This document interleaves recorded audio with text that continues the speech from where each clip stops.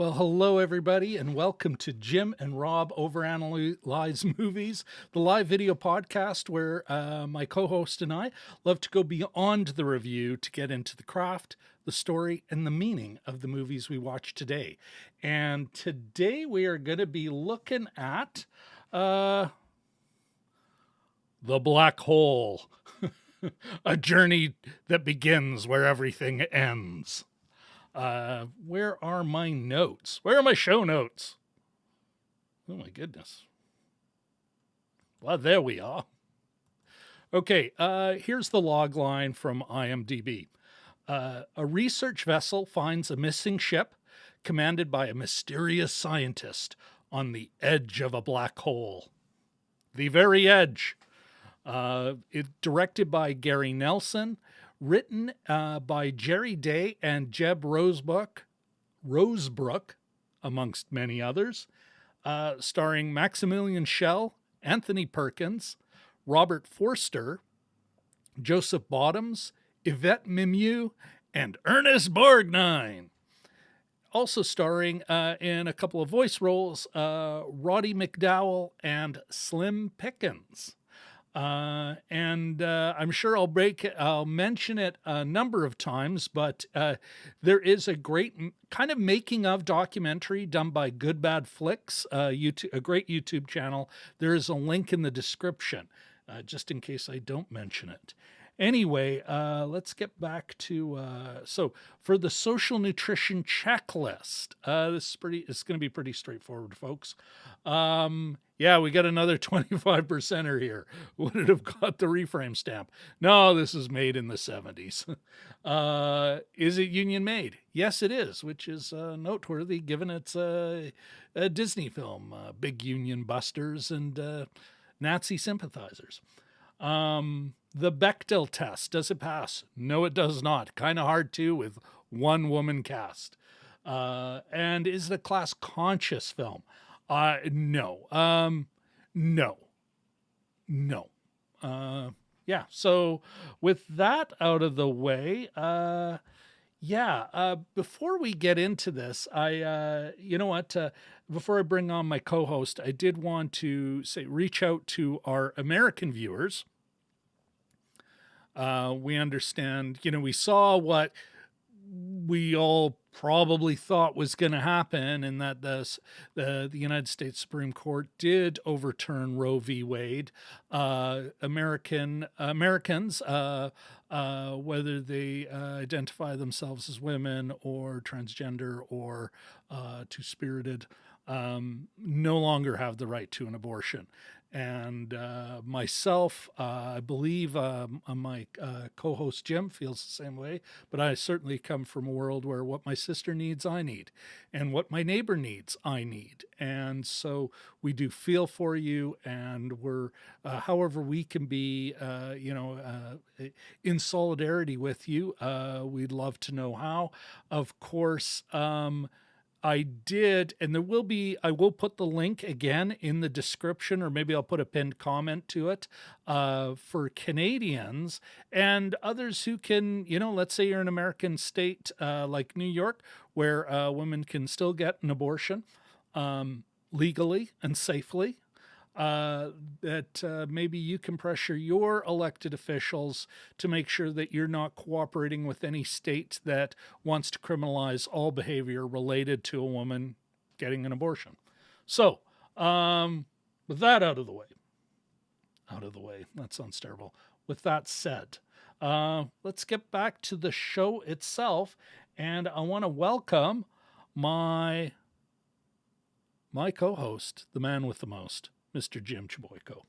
How you doing, my friend? It's a black hole, so that's it's a pleasant. There's nothing twirling in my immediate vicinity, so that's all good. Yeah, how are you? In the grand scheme of things, not bad. Of course, like so many other people, this kind of news is upsetting. The war grinds on in the Ukraine. It's hilarious. we watch our own government and the way at times they're addressing things. Our own police forces are no better than U.S. police forces. And that reminds me, Jim, I don't know.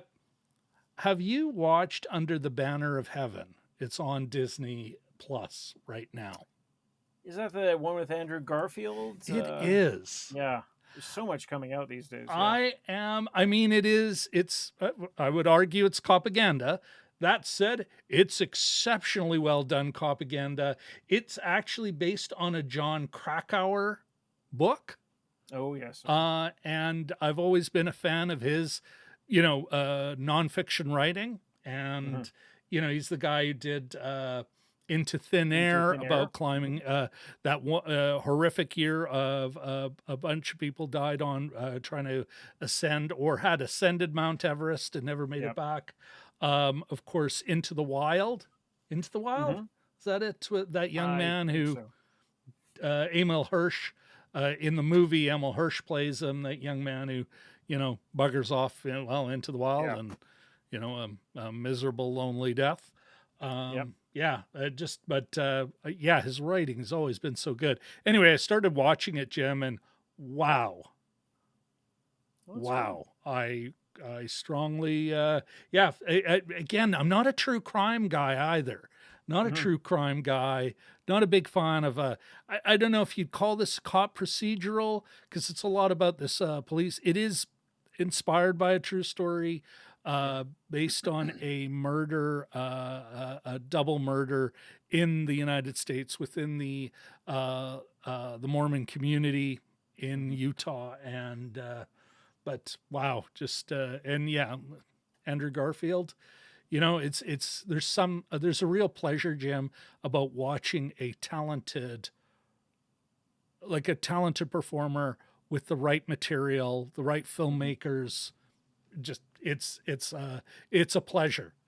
Yeah, and he's really grown on me as a performer the last few years. I think I didn't appreciate him so much at the start of his career, but he's one to watch, I think. Yeah, he got me in what is that? It's one of those based on a Kazuo Ishiguro novel. Oh yes. You know what? I'm looking this up. Carey Mulligan. Yeah. Keira Knightley. Okay, you're looking. I won't look it up then.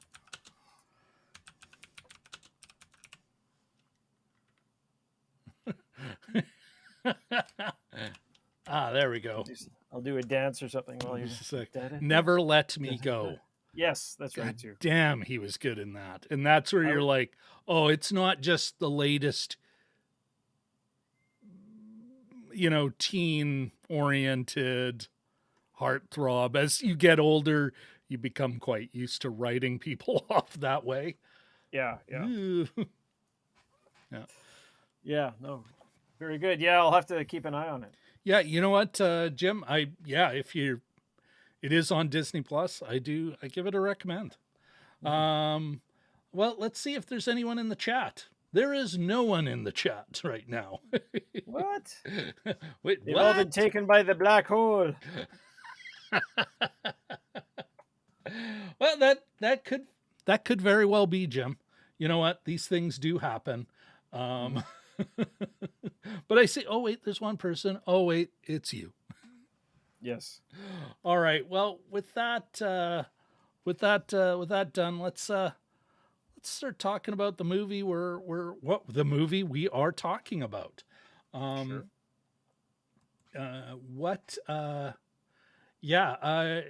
Give me, before we get into the spoiler zone and everything, and it is a does it hold up flick. Does it hold up? What did you think, Jim? Rewatching it 43 years after it originally came out. Yeah, I ultimately don't think it held up. You may differ with me. I after watching that Good Bad Movies and seeing how much work went into it, I always feel bad to say, oh, forget this one. But I'm not sure who. Like, there's a great vision to it. There's a great canvas about this movie. The long shots, the long lenses, the for lack of a bit, the horizon or event horizon shots. But I found that once you key in and get down to the more micro level as opposed to the macro level, the actors sort of bounced off each other with maybe not a lot of chemistry. It was like the movie concentrated a lot on or got distracted by the special effects. What I had written was this appears to be either a space procedural or like a 2001 Space Odyssey for kids with a lot of the same beats there. And coming out after Star Wars, it sort of makes me, and I don't mean this to be just a cheap jab, it makes you appreciate Star Wars a little more, I think. Yeah. Well, and even Alien came out at the same time. Yes, yeah. There were some great science fiction films coming Mm. out, and science fiction horror, and you really watching this, and it's like, wow, this does not. I agree with Mm. you, Jim. It doesn't hold up in so many ways, and Yeah, it's yeah. funny. I I remember it as being disturbing, and now I can remember. And watching it, it's like, yep, that would have crawled up my 12-year-old ASS. Mhm. Um, especially, I don't think it's what I was expecting, and it is. It has some dissonant moments. You really are. It's the best way I could describe it. Although, I get the 20,000 Leagues Under the Sea comparisons, but I would say it's 20,000 Leagues Under the Sea meets the island of Dr. Moreau. Mhm. And that kind of Yeah. brings the creep factor, but they just didn't pull it off. No. Yeah, you got a lot of scene chewing from Maximilian Schell. Yeah. And otherwise, things that were, some people were praising, even in the day. And I'm like, how could anyone have thought that was a good effect? You can see Yeah. wow. Anyway, um, before we get into the spoiler zone, Jim, we do have some folks in the chat, and I Okay. wouldn't mind saying, why don't we say hello first, and then we'll get into the spoiler zone and right into the craft. First of Sure. all, Walt 65 is Yay. here. Hi. The hockey game's over, so, and I'm sure you will understand that, Jim. Yes.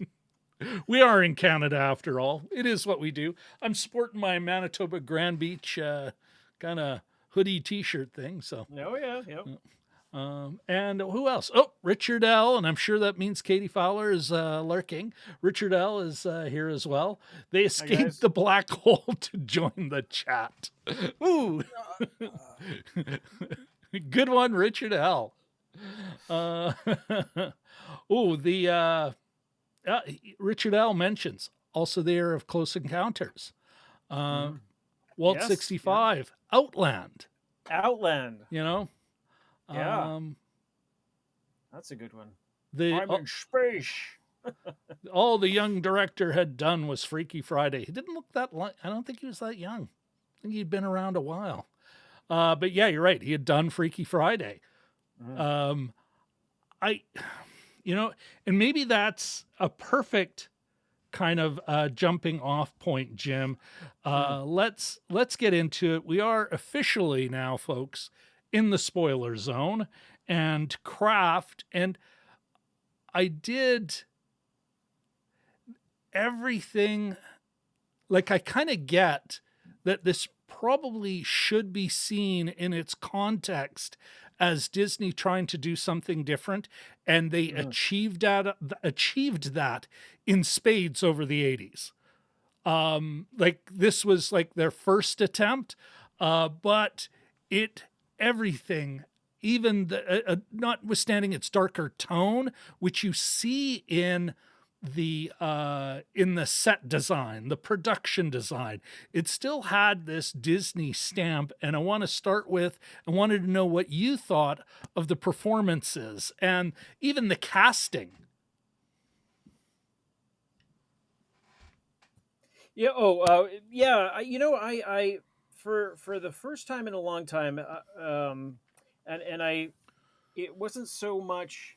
I think it was maybe the way they were directed, but however, I was not especially impressed with the cast. I think out of anybody, Anthony Perkins. No, it's not like they were horrible or wooden or No, anything, but they just seemed to. There's a distance amongst every single player here, and whether or not it was almost like it was shot in space. I wrote in my notes, like there's a lot, between them, and I didn't really get the sense of any kind of chemistry. Anthony Perkins, I think, comes the closest to pulling something off, but in the progression of the characters over the course of the movie, at one point, Ernest Borgnine's Harry Booth attempts to make a run for it, and while stranding everybody yeah, on the Cygnus, and you get no indication of that. I don't think, no, unless I missed it, you get no indication that he's a weasel, that's the yeah. direction he's headed in. Like, it just, the things that happen just sort of happen, without the sense of development. Unlike Paul Yeah, Reiser's character in Aliens, where it's yeah, like, oop, you're a corporate fink. yeah, and you don't have to telegraph it. You don't have to be, it doesn't have to twirl a mustache, but there has to be some indication that this may be the way they're going. And Yeah, there's just none of that. Like, with almost any character. Another one is Yvette Mimieux. Her character, I believe, is Kate. She's yeah. psychic. She's got With the ESP robots. with the robots, and they just drop that, and then they just sort of send a message. Okay, I've sent that message, and there's the whole, well, that's more story, but they don't develop her emotionally, and there's a definite story point that we'll talk about in story, that they miss out on. They drop the ball on, and it's a pretty big one too. But anyway, yeah, I, I don't you know. know what? I felt all the performances, even in, even Anthony Perkins. They were all kind of doing. It's funny. I actually started today. I watched the first 45 minutes. Well, no, we hadn't met Captain Nemo yet. Uh, but I had watched the first good half an hour of 20,000 Leagues Under the Sea, the 1954 one Oh, okay. with Kirk Douglas, just to kind of Mhm. go. And Uh, that was that's the better film, mhm. as far as although it's interesting to see Kirk Douglas lead a song and dance number. um, Oh yeah. but he, I felt like they, I mean, other than maybe like all television actors, all television or except for Mhm. Maximilian Schell and Anthony Perkins, who everyone else, like Yvette Mimieux, like even the woman she had replaced, it's Mhm. like, who the heck is that? You look her up, and it's like working actors, but Yeah. TV working actors. Robert Forster didn't have a resurgence until 20 years later. Tarantino. Yeah. They weren't getting big names. Maximilian Schell would be it. And, Yeah. and even then, yeah, a big name, a status name, but not somebody who's like, wow, that'll really put asses in the seats in the United Yeah. States, in their primary market. Um, Mhm.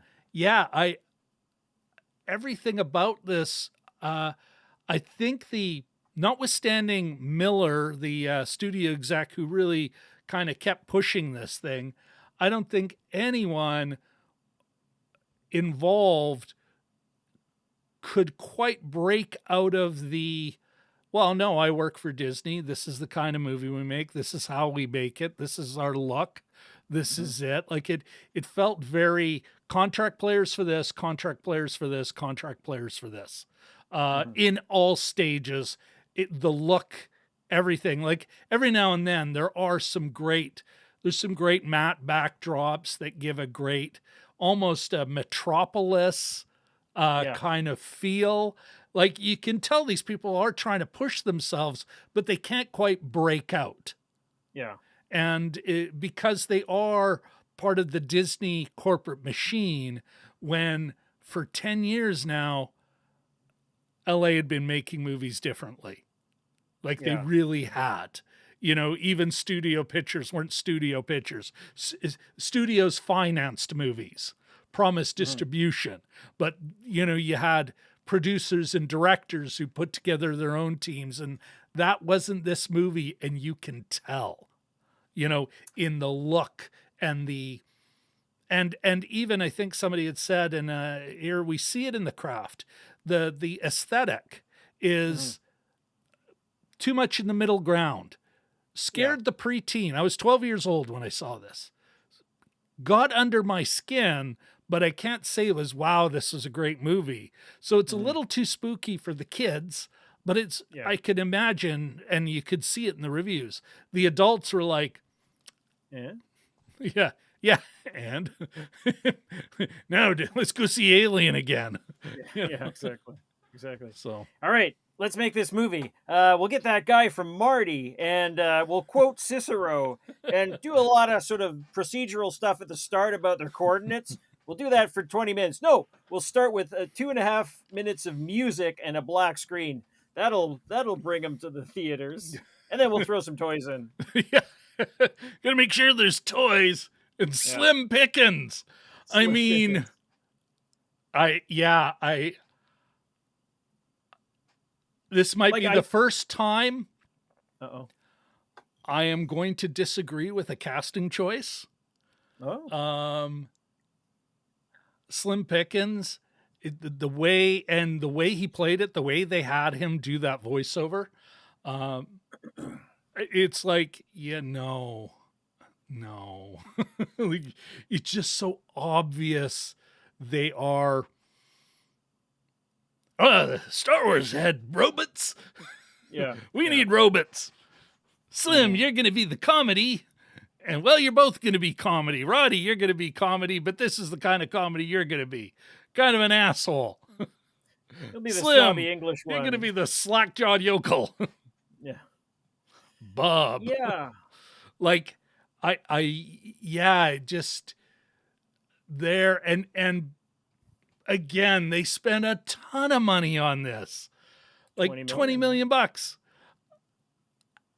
And you're like, you're going, wow, did you not see Star Wars? Hmm. You know, like it looked television, Yeah. Yeah. you know? Yeah, I mean, there were some shots that the ship looked great. There was a couple of those The wider shots Cygnus, that were impressive. absolutely, yeah. Yeah, there's that one shot of the sort of the rolling meteor coming down the transom. I don't know what part of the ship, the hallway. Yeah. I don't know the bulkhead. I don't know my ship terminology, but that one rolling ball thing. It's sort of reminiscent of years later, Raiders of the Lost Ark. But yeah, I mean, when you think about all the things that were made around this time or very close to it, and there's this one's just there's a wooden quality. I didn't like the troopers. I thought the sort of the cloaked crew they were sinister. They they were sinister, but they were sort of underutilized. I think we're And getting into then story now. yeah. Anyway, But yeah. Sorry, yeah, yeah. I will, but that does remind me, yeah, the robots look like people in costumes from the get go, whether they Mhm. were actual robots or they were actual humans that we were told they were robots. It was all Mhm. like, oh, that's a human being in a costume. You I know, should say except maybe for one of the, one noteworthy exception, what's that? Maximilian, who if everything was else was like he was that let's say that robot character, I Mhm. think was the one thing that came as close to delivering as anything else. Yeah, yeah. I remember the toy specifically being sort of the one that all In the all kids wanted. Nabisco products. Yeah, yeah. But I mean, one of the things that I should praise, and maybe one of the things that helped get it under your skin all those years ago, the score by John Barry. I didn't love all of it, but that one sort of screaming, urgent theme that Yeah. they and I can't approximate it now, nor would I. But there's that sort of there's that really urgent melody that you get at the really tense parts, and that's a good one. That sort Yeah. of got to me. So, I'm glad you brought it up. It reminded me because that was the one thing I did want to mention. It did set a dissonant, and like I said, some of the wider shots, the big mats, mhm. where again a metropolis feel, a creepy abandoned ship metropolis vibe. Yeah. The Yeah, you could, again, there are times when you're like, I got a feel of what they're going for. They're just not getting there. Hmm. But, Hmm. like, well, it's close. If it came out before, um, like if it came out in 1969, we'd all be going, no, this was a precursor to Yeah. 70s greatness. Hmm. Here it's a precursor to Disney 80s greatness. Hmm. You know, uh, you know. Let's move on. But we got a pretty active chat, Jim. Yeah, I noticed that. Yeah. Before we get into the story, we got here. Let me dive in Others here. have Oh, escaped the black Jelly hole. Duck, Black Hole Sun, won't you come? Fun. Good to Nice, see nice you. transition. Walt 65. Always skip this movie because of the kitty look of those two cutesy robots. Yeah. Yes. Totally clashed with the supposed darker tone. Yeah. Yeah. I agree. Paul's death, Walt 65. Paul's death in Aliens was one of the most satisfying in all sci-fi. Paul Yeah, Reiser, Paul yeah. Reiser. What was the character's name again? Richter? Richter? Yeah, You know, wasn't Weaver saying something like Richter? You yeah, son of a something bitch. like that. They were something very with heavy consonants or something. Oh, and there's Katie Fowler with the "Wash Away the Rain." Walt 65. Ernie. There we go. Ernie B was standard issue in everything from Poseidon to Escape from New York, and was generally a reliable everyman. Ernest Borgnine. And yeah, they were all like, that's what you Carter felt Burke. like. They were all working hard, but I don't think at any time they're going, wow, we're involved in great art here. They were working actors. Mm-hmm. DMG. Good to see a Dragon movie guy. Walt 65. It was like that damn mechanical owl in Clash of the Titans. We need robots. Hootie. I think I heard 40 mil. I will check. No, it was 20 million. Yes, great documentary. Link in the description. About 45 minutes, but the guy does, you'd agree, Jim, the good, bad movies, bad flicks. The work that must have gone into that, like the research alone, is pretty impressive. He, at the very end, he says it's a real passion project. Like, he's a huge fan of the film. But, well, he's good, bad flicks. He looks at these films and he gives them, how do you like to put it, Jim? He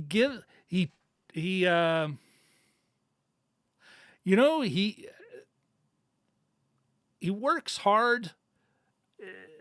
He's committed to his initial emotional reaction, which I respect. It's sometimes when you intellectualize it later that you go, I couldn't have had that much fun. It's not worthy of my respect. When I think him, it's like, no, I enjoyed this and I'm going to stick with that first pleasure, Anyway, but yeah, a lot of work. DMG, any good Donald Trump equals low budget black hole jokes yet? Oh, not yet. I'm sure they're coming. Gotta wait for, might be a new, might have to wait for historians to come up with those. Okay, the budget was 20 million. There we go. We have consensus. We have reached consensus. All right, let's get back into it. And Jim, why don't you, many problems with this story. why don't you start with the big opportunity with Yvette Mimieux they And dropped, we hadn't talked. amongst so many problems. Ooh, we hadn't talked about any of this before, like our opinions, and that Rob and I haven't talked about it before. But Nope. watching it, I'm, this is the father that this is the ship that my father disappeared on. Oh, ergo, we'll meet her father, or find her father's corpse, or find Right? some, or you'll have an emotional connection to your father, or something. Nope. And it's just, or one of these zombie crew members will uncover the mask, and it will My be father. her father. Nope, like nothing. And she doesn't even have like any kind of emotional breakthrough, or there's just nothing. She mentioned it a couple times. Maybe it was super subtle, I don't know, but that's such a drop. Like all these space movies, generally if there's some big surprise, it's usually family, whatever. See Star Wars. But you know it's like the father here is the fireworks factory. It's just like, my father disappeared on that ship, his whereabouts are a mystery. By the way, someone killed him. That's it. That's all we get. Or we get Slim Pickens saying, "Oh, he was taken care of," and I In the most hackneyed hillbilly. oh my god. They I threw mean, him down the moonshine and well, this or I kills don't know. me. Slim Pickens was the guy. Like, I mean, what a great performance in a Kubrick film. Here he is. Well, I'm sure he got paid. He's like, yeah, sure, I'll do some bullshit voiceover for you. Yeah. It's just so terrible. But there's just nothing. There's like, you totally are led to believe that there's going to be some thing greater, Yeah. that's connecting her with her father. She's psychic, for crying out loud. There's not even an indication that, oh, this is the Well, spot where it happened. and let's Nothing. talk about that. Psychic, but with the robots. Yeah. Not, oh, Captain, I don't trust this scientist character. I get a bad vibe. And Yeah. there's feelings of my father. Jesus. Nope, nothing. I am Nope. just here. I'm the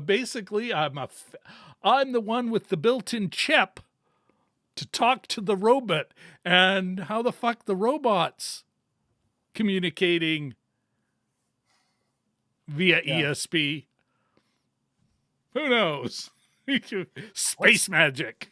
I'll send them the grocery list. You know, What about they here's turn the ESP into a pragmatic skill. It's like, who knows how to juggle here? Jesus. what and the most prosaic, mundane kind of Sorry, I cut you off. What were you gonna lead to? what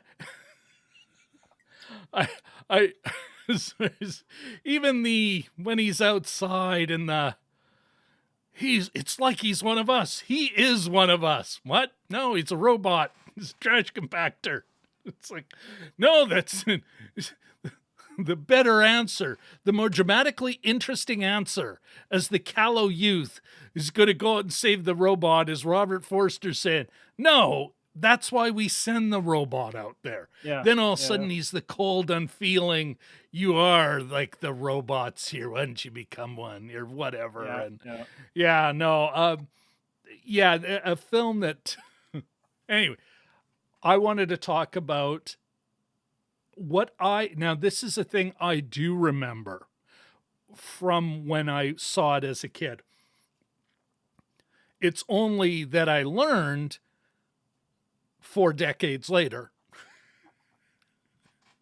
It's like, wow, it wasn't just me going, wow, that ending's unsatisfactory. Oh, yeah. It's literally they had a terrible ending because they'd never had an ending. They couldn't, no matter how much time and rewrites this film got and how many hands got involved, they all thought, yeah, we really could use an ending. We'll figure that out later. hopefully before we finish shooting the film. And then we find, no, not quite. They still had to write the ending, come up with, and just such a weird, over the top heaven and hell thing. Yeah. Like, that is just so nuts. Mm-hmm. Although the most horrific, most horrific image is the, what is his name? The scientist's name, Hans, Dr. Hans, whatever. right? Sure. Yeah.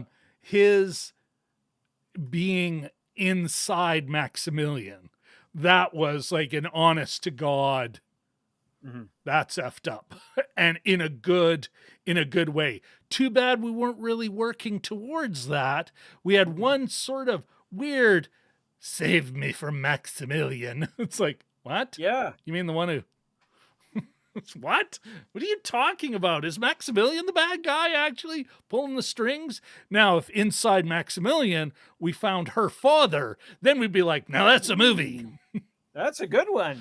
Right? Like, but you're hired. And this is, then all of a sudden you got something interesting, right? But yeah, and no ending, and you can see it. And so by the end, they just, it's talk about abandoning it before the job is done. Like, yikes. Well, I can almost see a studio head saying something like, let's do what 2001, what Kubrick did. We'll just throw in some artsy for, do some kind of, philosophical ending, and everyone will be happy. It'll be so puzzling. It sounds like, though, that they sent the director away. He came back with that, and they're like, that's a little, the studio was saying, that seems to be a little on the nose. Can you tone it down? Hell, really? When were we talking about heaven and hell ever? We're a little concerned about the religious imagery, I think, was the note that they got back from from Disney, no less. From Disney, yes. According to the video. But yeah, no, Sorry, apparently I'm having a hard time drinking my own beverage. Continue. But yeah, no, there was this and they talked about it on this video where they had to call in like the Burbank Fire Department because the fire that they wanted to create for hell was so large that they were worried they would lose control over it, and all this sort of very Mordor-like kind of visuals and troops of cloaked crew people, as you would find on the ship, are apparently now living in hell. As one There's would find. more of them, yeah.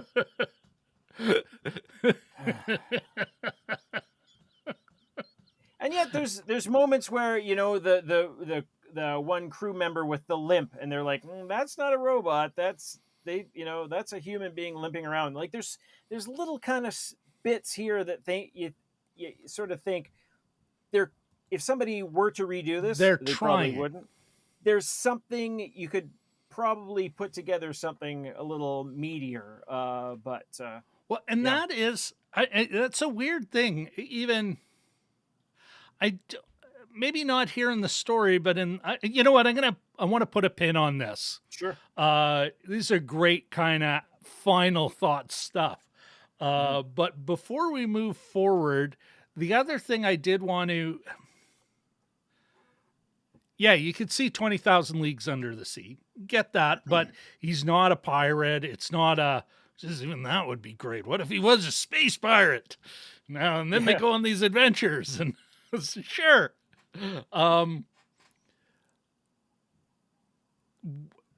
It is unfortunate they didn't lean into the Island of Dr. Moreau kind of vibe. They did do an okay job establishing, but just didn't commit enough. And I think, notwithstanding the dropped opportunity with Yvette Mimieux's character Kate,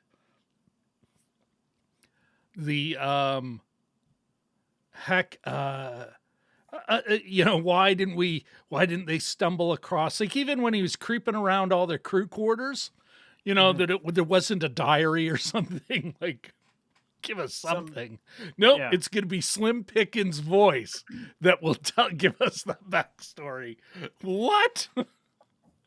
The famous saying, "Tell, don't show." You know? Yeah, there's so many creepy things they could have found. And then even as a robot, again, one of the robots goes through the motions of living in the quarters that they don't even, can you imagine that scene as he's creeping around, and then all of a sudden the robot comes in and he freaks out, and then it just goes in, it does what a human being would do. Put a knickknack back, open a drawer, close a drawer, or fold, like just do something that you're like, oh, this is like, well, but you're right, Jim. It's tell, don't show. Why piss around with that when you could just have Slim Pickens tell you about it? Exposition is way better than scenes. Action. Yeah. Who the hell wants that? Yeah. No. What? Yeah. So the next question is that I had for you is, do you think, and I don't think that YouTube video, the Good Bad Movies video, mentioned it. It did talk about other versions of it, but was this supposed to be part 1 of 2, or were they going to see, like, was this a sequel of some, like part 1 of a two-parter? I don't think it was ever intended that way. No, I really do. I think it was, they just standalone. didn't, mind you, it went through so many, and folks, if you haven't seen the documentary we're referring to, there is a link. It's a YouTube video, well produced by Good Bad Flicks. Link in the description. But what's interesting is this actually originally started in development in the early 70s as a disaster movie. And they were thinking Poseidon adventure in space. Mm-hmm. That's where it started. And they just kept, it would get close to production, and then somebody would retire, and then they'd get it going, and then the guy that they brought out of retirement, he literally died. They just rewrite after rewrite after rewrite, while at the same time they were spending as much time and money on developing the robot look.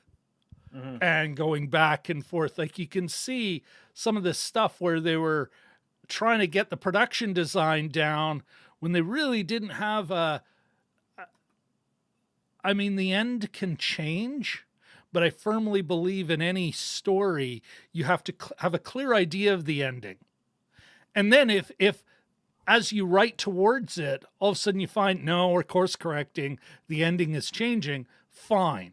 But if you don't know where you're going, and I think that's the weakest point in this whole story, is it, in the end, you're like, what is this movie?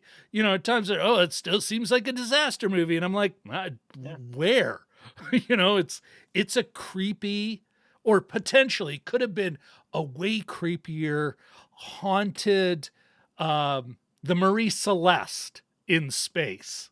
Mm-hmm. Again, the island of Dr. Moreau. Except that he's turned humans into machines. Like it. Yeah. Why isn't Maximilian, was her dad? I don't know. Yeah. Damn, that would have been good.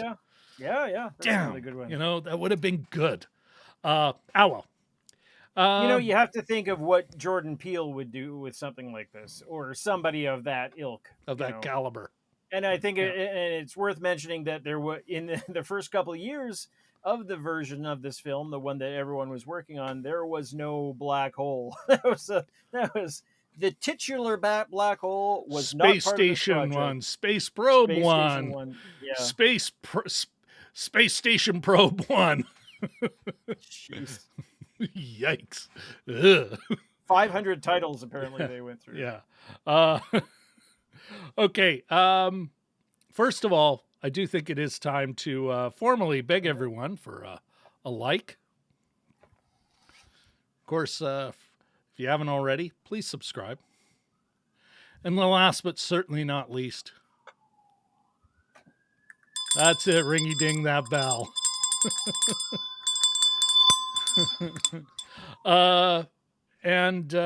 We've got, let's catch up with the chat before we get into the meeting and kind of wrap this wrap this baby up. I think we have a visitor from India. We do. Shashank. Hello, sir. Our man in Chennai. Good to see you here, man. We're big in India. That's our. We are. It's our most successful video to date. And has even given a little gas to previous RRR has given some gas to previous films, including Bahubali, the conclusion, which we did, if memory, we did the conclusion with Shashank, right? Yes. I don't think we did the beginning, but we did do the conclusion with Shashank. Yeah. Great collaboration, and we need to do more with Shashank. Okay, where are we here? Walt 65. Recall that Disney did do Tron a few years later. Yeah. Mm-hmm. And that was a lot more unified and successful. You bet. Like, there was something good going on here. I learned more about the Miller guy who was the executive driving force. And you know what? When you read, oh, he was a football star who married Walt's daughter, you kind of you start to roll your eyes. But even though he only was running the show for a couple of years, like he was the head of Disney Productions starting in 1980 and then 83 and 84 before he got ousted, he was actually president of the whole operation. But you could see he really did. I think he did shake something up there. Anyway, thanks for that, Walt. DMG, The Black Hole is my new name for Elvis because that biopic of the king is that bad. Oh, I believe someone is not a Baz Luhrmann fan. Space Pirates. That Ice Pirates. Robert Urich. Ulrich. Oh, yeah. No, Robert Urich. What was that one? Space Truckers with Molly Ringwald and Dennis Hopper. Or no, Molly Ringwald was in Space Ice Pirates. Okay. All right. They're talking. Okay, you know what? I'm going to. Rob, you sound like you're describing at least 6 episodes of the first Star Trek with those plot ideas, like the cyborg creator was now a cyborg. Well, you know what? There's a reason why those hung around, and no one's going and, remember that time in the black hole when they did this. Oh my goodness, Matthew David Bowren's back. Oh my gosh. Great to see you here, man. I hope you're feeling well. You know what? And great to see you back. He says, hey, Rob, I read from Rob Ager's YouTube channel that the black hole is basically a giant metaphor for death.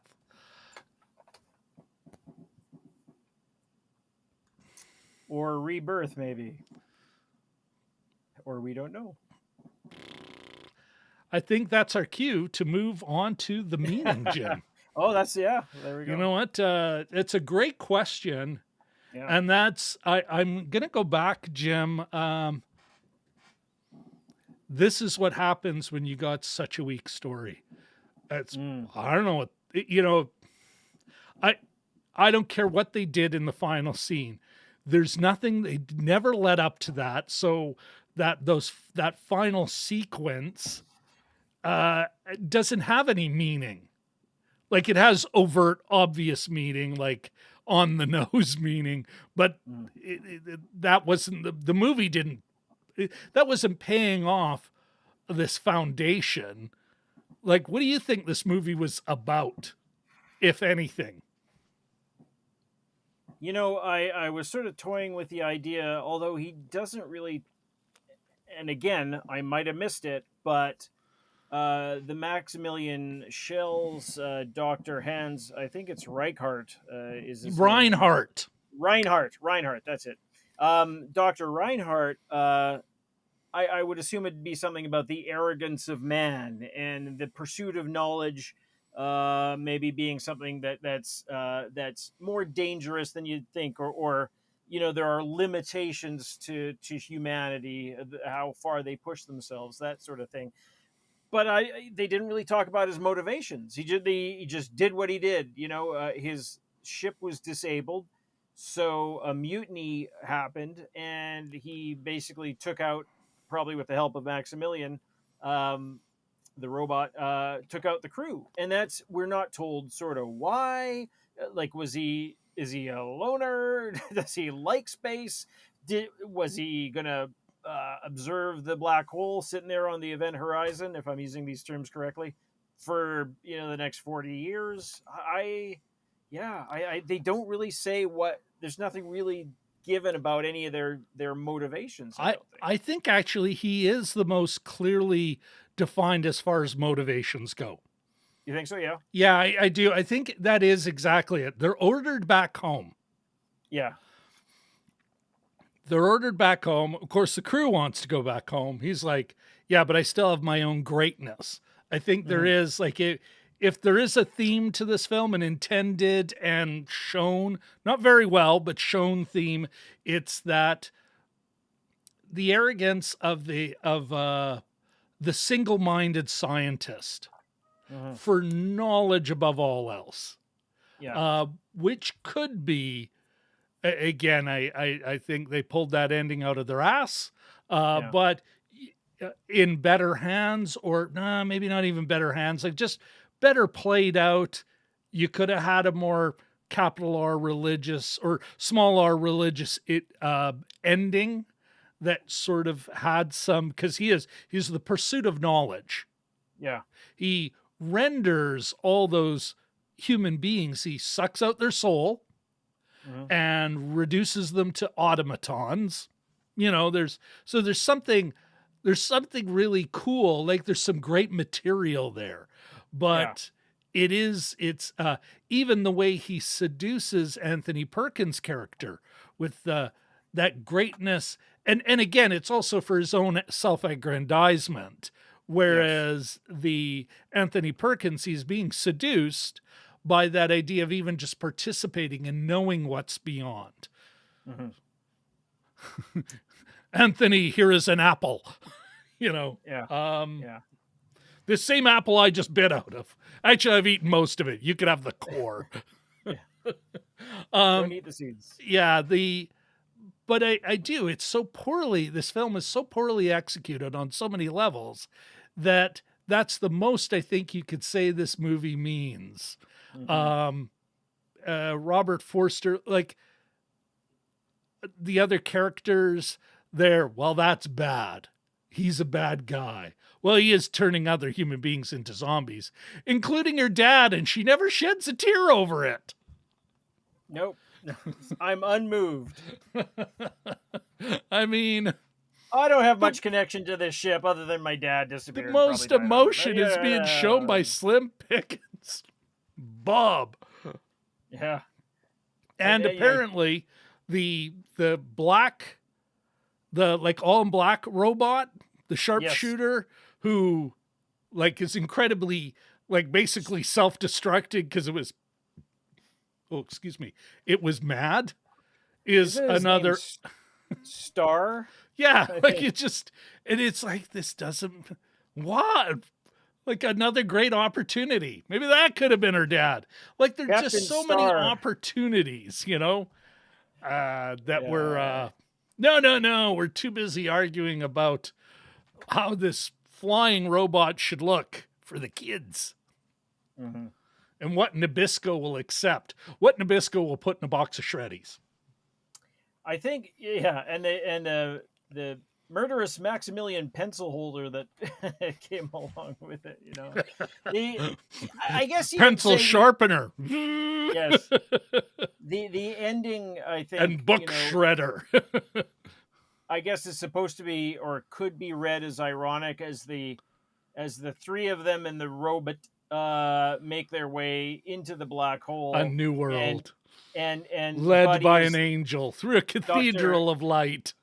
Dr. Hans has been cleft to Maximilian, and he's reduced to living in this sort of hell landscape, and maybe even despite the fact that that's where he wanted to go, that's not where he ended up. So I don't know. Maybe there's an irony. And is it all the crew members are in hell too? Because they were all bad. I don't know. Exactly. The funny thing at the end is that when they're all going through the big special effect of when they're going through the black hole is that they all have their quotes are coming back on them. It's just like dangerous, danger, that echo effect, Yeah. dangerous. Oh, and then Timothy Bottom's Christmas morning. Oh, this is no Christmas morning. And then Yvette Mimieux is like, my father. And then they show Vincent the robot, and he's going, we're the best. Like even he is having like Well, a he is human like sort susceptible of to reaction. ESP,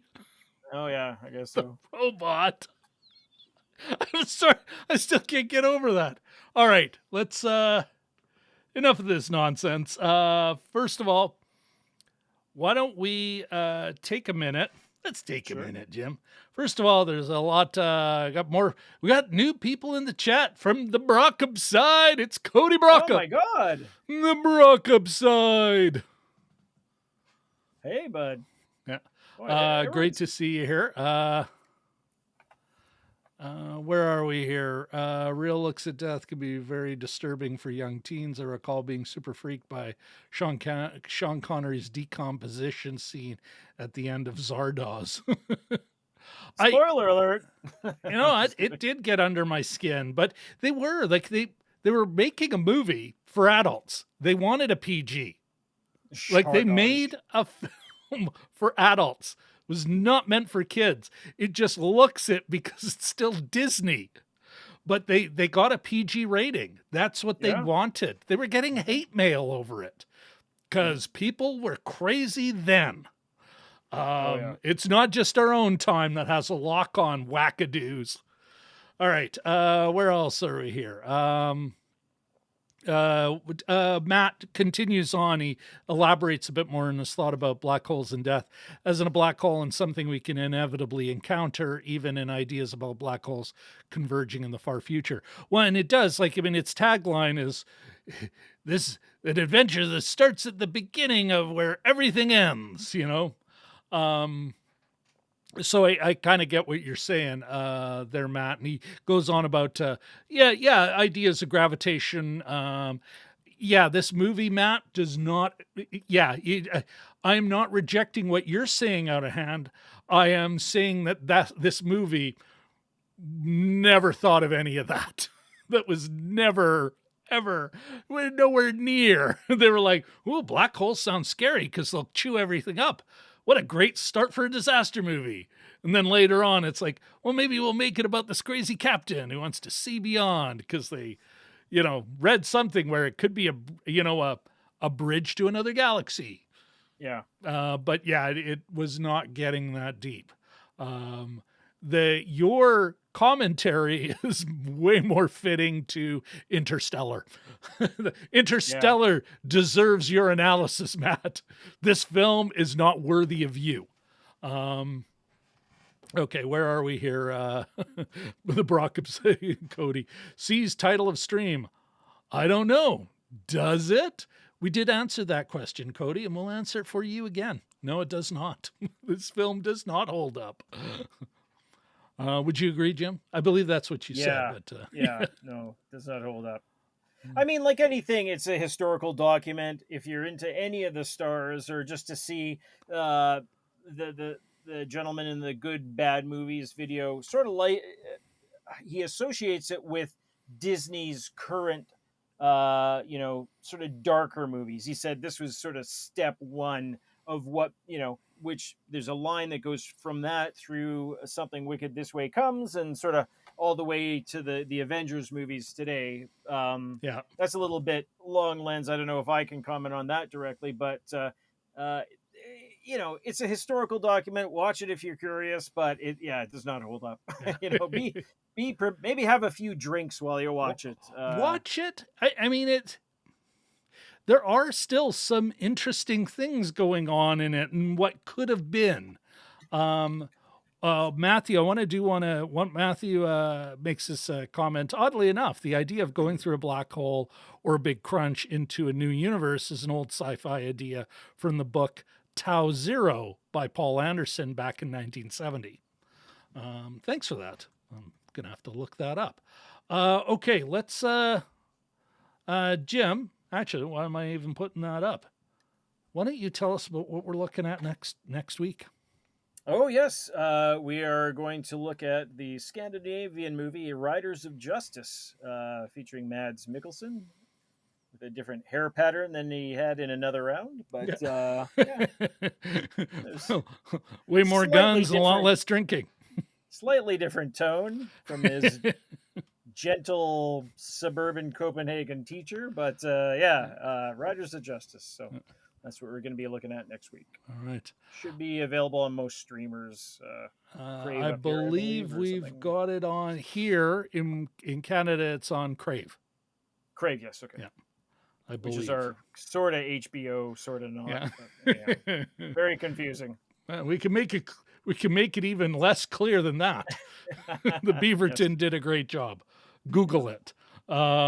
Okay, Jim, are we giving the director a pass or a fail on this? No. Give the model guy a pass. But yeah, the director does not. Good try, good college try, but yeah, it was a fail. Yeah, How about you? What is your? I couldn't agree with you more, Jim. Oh, that was a yeah.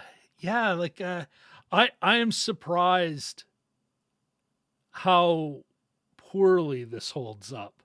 For some reason, I thought it'd be a bit better than it was, and then at times it's like, and you can see this on YouTube sometimes. You got the green reflecting, like they haven't been able to do the green screen well enough, and because the screen's too close or something, you're seeing that in this film. You see it. They kind of have a Nautilus-esque dinner party. And every time they get in front of the window onto the black hole, onto the stars, you can see the green glow around each character. And it's like, you can see it, like it's clear.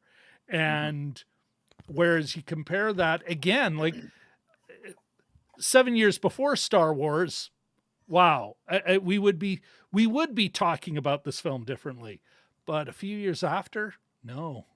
And especially when, we didn't want to use the fancy gear Dykstra had, we'll invent our own. Well, maybe that's one of our answers. Yeah. But I agree with you, Jim. Yeah, no. And maybe this is a perfect time to hook into this. It is, weirdly enough, I do agree with Good Bad Flicks. It is an important film, though. It's an important film when you think about what Disney did after. Walt mentioned it, but Disney, this did, and Miller kind of shook things up and said, we got to do something different. We can't just, the 70s were not a string of hits for Disney. It really was. This was one of their first real attempts at going, we're not just going to go after the kiddie crowd. We want to go after adults. We want to do different kind of films. This is the first time they used Buena Vista as a vehicle for one of their premiere efforts. First time they ever took the Walt Disney Productions off the top of the thing. And after that, you had all those great Touchstone films. Like the 80s really was. And so many people love to give Eisner credit. But again, it takes years, especially at these budget levels, to develop a movie. I think Miller deserves more credit than he's given. And you can see his ideas. They're the first time, and it's the first time that his, hey, let's do something different is really being flexed here. I would, go ahead. Sorry, Jim. I was just gonna say, and he really stuck to his guns. He did, an executive who believed in the project, believed in what they were doing, and was really trying to re-energize an operation. And I think then, Jim, maybe not next month, but the month after, we should be doing Tron. Yeah, oh yeah. You know what? We should do Tron because that is a benefactor of this film. Yeah. Yeah, I got my autographed Bruce Boxleitner thing from one of the Comic Cons just right over Really? here. Oh, Yeah, well then. Well, did keep talked that. to him for a while too, met him, but yeah, Oh, very cool. yeah. Yeah. What about you, Jim? What and any other wrap up comments before we Yeah, kind of check one more they, time in with the chat? not not to well, to refer to that good bad movies video again, which is a really great watch, by the way. He brought up the fact that they had so much the cast had so much time in between shots because it took so long for them to set up, that Maximilian Schell worked on another movie, editing a different movie, and he sort of got lost in the Disney archives, and he had Really? this really strong connection to Snow White, probably having seen it in his youth, Yeah. especially the character of Dopey, and he felt a strong allegiance to him, and he spent a lot of his time in the archives of Disney. I would love to see a short film or something, Maximilian Schell, hanging out in the archives, or even just, can you imagine bumping into a guy like that down there, crazy hair, crazy beard? Yeah. That's got like something written all over it. I don't know what form that would take, but just the image of him sort of, wandering the archives is a kind of a magical one to me. But That anyway. is that's a great thought. And another thing I think is worth mentioning, all reports are cast and crew got along famously. Like, and maybe this is even Maximilian Schell, kind of a reputation for a real prima donna, terrible on set. But it sounds like there was a really good vibe, like a working. Again, the contract players kind of go, "I'm here to work." They worked hard. They weren't screwing around, not getting high or anything. Like they weren't, it wasn't all method acting BS. Like they were showing up. They were working hard. I can't say they believed in the project because what was there to believe in? But they were certainly there, committed to doing a good job. And and yeah, all reports are like, and of course it went on forever. So I mean, not Stanley Kubrick forever, but it went on a long time. Like I think it was Timothy Bottoms who said, "Yeah, I was really bummed out. Like we're family, You go into the company lot that often. These are your coworkers, Yeah. Anthony Perkins telling stories about working with Hitchcock. Come Yeah. on, this is my job. Exactly. Jealous. Yeah. And they were like, even the crew, the doing things they hadn't done before, pushing the envelope, pushing their own envelope, reinventing things, and that is, failure though it may be, some of it was quite spectacular in its fail. Yeah. So, oh well. Jim, I think it's time to first of all, let's we still got more stuff going on in the chat here, which is wonderful. Matt, basically the idea of Interstellar is based on recent theoretical science, string theory and M theory, which tries to combine relativity with quantum mechanics. Walt, wow. So the director also did the band indie ripoff Alan Quartermain in the City of Gold, and then series television.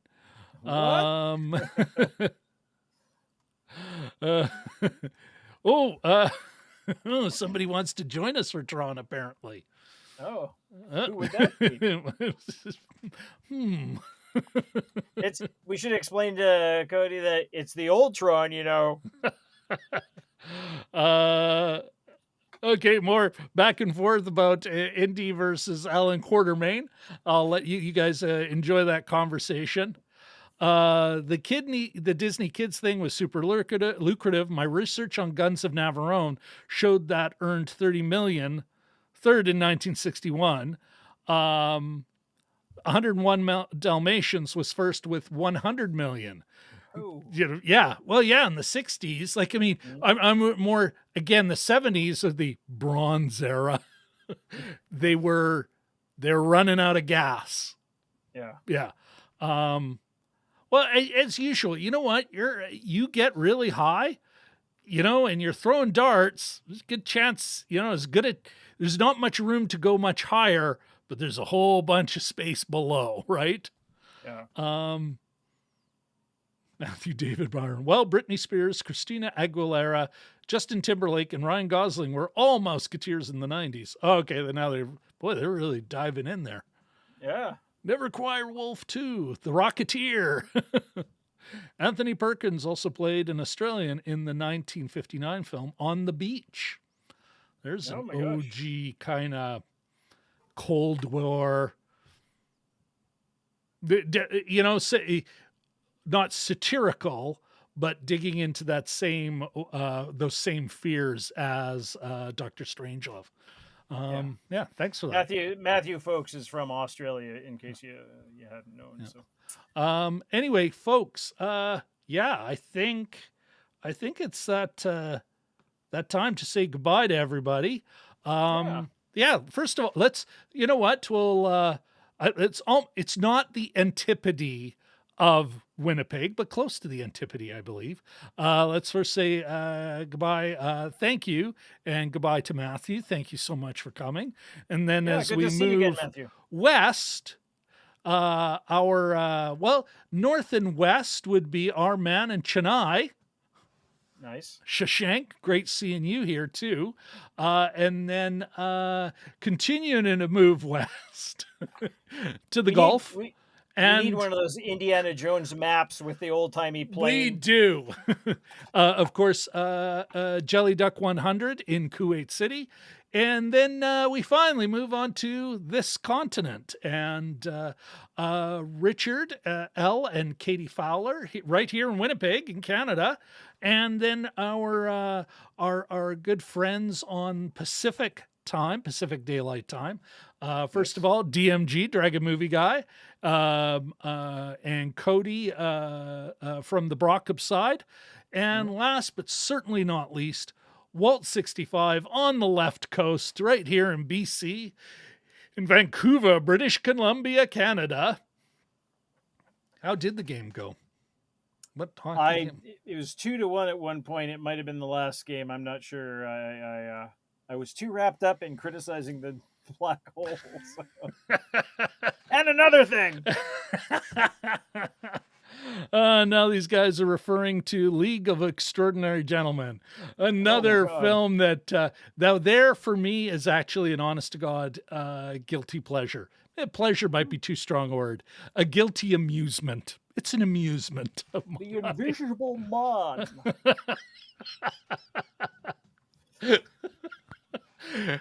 The graphic novel is some of the most bizarre awesome I've ever read. I strongly recommend it.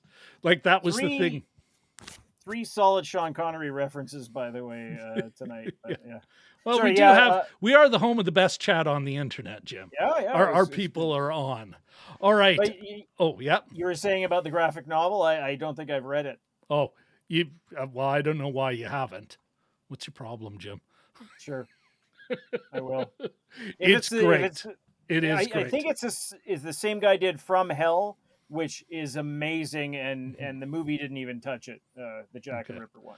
All right, everybody. I do want to say good night to you all. Thank you all for coming. Yes. Don't forget, next week we are looking at Riders of Justice, because Jim and I like to let a film mature a bit in everyone's minds before we do our deep dive.